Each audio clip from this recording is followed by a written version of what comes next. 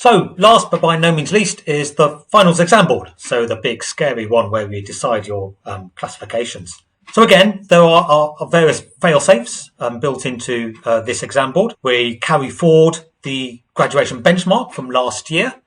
So last year, we only really used the graduation benchmark for final year students, but the same calculation will be carried out on your intermediate marks from last year and used for your overall degree calculations for this year.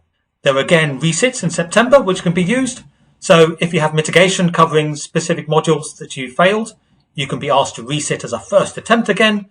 And if you haven't passed enough modules in the absence of mitigation, you can again be asked to take a resit that'd be capped at 40%, but it will still mean that you can graduate by passing enough CATs by doing that. And then on top of all of that, the exam board does have discretion in the case of mitigation. So if a student has mitigation and is, let's say, in the borderline, so borderline is typically 2%, within 2% of a classification.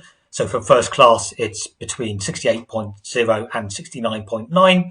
Then using mitigation, the exam board can award a higher degree. So this is normally a recommendation of the mitigation panel, remember.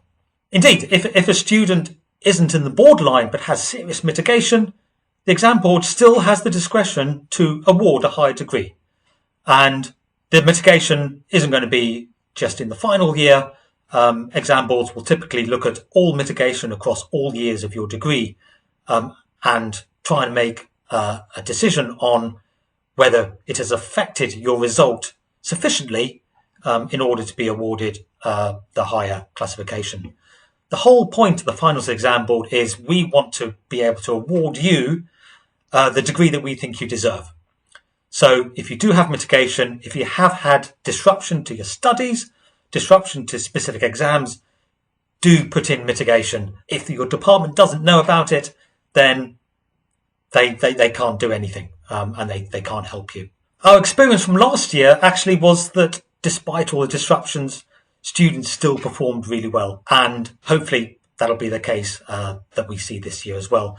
So if you have mitigation, do submit it, let your department know. But above all, try not to worry and just do the best you can in your exams.